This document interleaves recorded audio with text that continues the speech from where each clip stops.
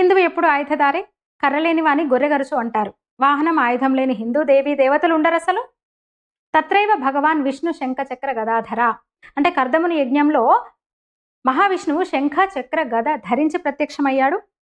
నఖాయుధైర్ని పఠిత. నరసింహస్వామి నఖాయుధంతో హిరణ్యకశ్యపుని సంహరించాడు. శంఖ చక్ర గదాపాణిం. గజేంద్రుడు విష్ణువును ఆయుధధారిగా స్తుతించాడు.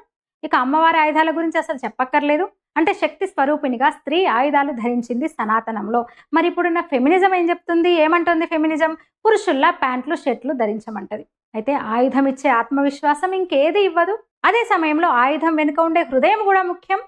అహింస సరిగ్గా పాటించబడాలంటే ప్రతి వ్యక్తి ఆయుధధారి కావడం ఒకటే మార్గం.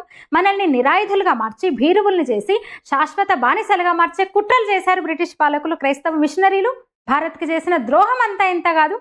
ఆయుధాలేమో దేశద్రోహుల దగ్గరికి చేరుకున్నాయి, నక్సల్స్ దగ్గరికి చేరుకున్నాయి, దొంగలు దోపిడీదారుల దగ్గరికి చేరినాయి ఆయుధాలు. ఫలితం సంపద కోల్పోయినాం, మాతృశక్తిని కోల్పోయినాం, సర్వస్వం కోల్పోయినాం. ప్రభుత్వ పోలీసులు ఎంతమందిని కాపాడగలుగుతారు? ఎంతమందికి రక్షణ ఇవ్వగలుగుతారు? అహింస పేరుతో మనల్ని దుర్బలుల్ని చేయడానికి ఏకంగా స్వాతంత్రోద్యమంలో ఒక పెద్ద పాత్రని సృష్టించేశారు. ఏకంగా అంతకుముందు ఈ దేశమే లేనట్టు ఒకరిని తండ్రిని కూడా చేసేశారు.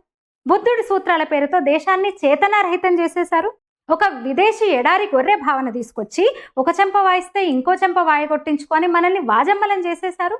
అందుకే ఈ కుటిల నీతిని అర్థం చేసుకోవడానికి, తిరిగి మనల్ని మనం తెలుసుకోవడానికే విజయదశమి, ఆయుధ పూజ.